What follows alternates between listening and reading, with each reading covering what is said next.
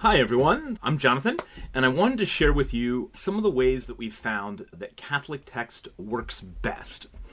So one of the biggest lessons that we have been discovering as we've been using this tool more and more is that we get the best quality of answer and the best quality of output when we can be really specific.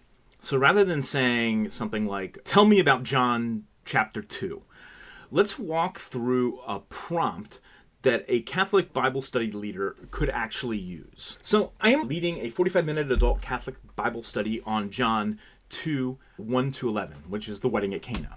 So using a literal, historical, and grammatical interpretation consistent with Catholic teaching, summarize the historical background, explain Old Testament connections, identify major theological themes, provide relevant catechesis references, summarize how two church fathers have interpreted this, generate 5 discussion questions that move from observation to application, and conclude with a short prayer rooted in the themes of this passage. Present everything in an outline suitable for teaching. So let's put this in. Notice that I didn't ask for a summary.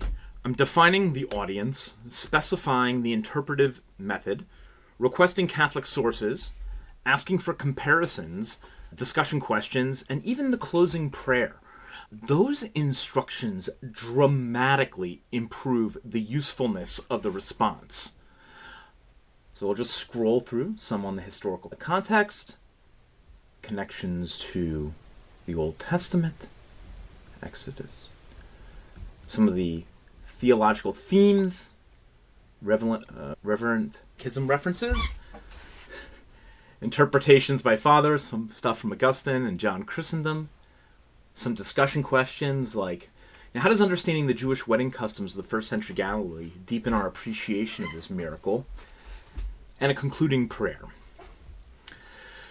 So we can even rewrite the discussion questions for a parish group that includes people with little or prior knowledge of Scripture. So right here, rewrite the discussion questions for a parish, RCIA, or OCIA, depending on the acronym that you use, group that includes several people with little prior knowledge. Keep them conversational while remaining faithful to Catholic teaching. We'll put that in. So what do we get here? What details in the story catch your attention, like the setting of the wedding and the people involved? And what do you think they tell us about the celebration? In this story, God shows his glory in a remarkable way. What does this teach you about how God might work in our lives today?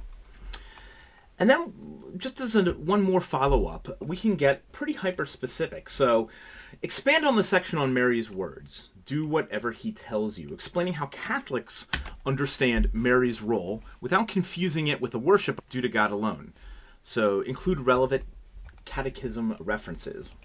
So we have a short passage on understanding the role, Mary's examples of obedience, Mary's role as intercessor, the difference between veneration and worship, something that comes up a lot, and sort of a summary of that.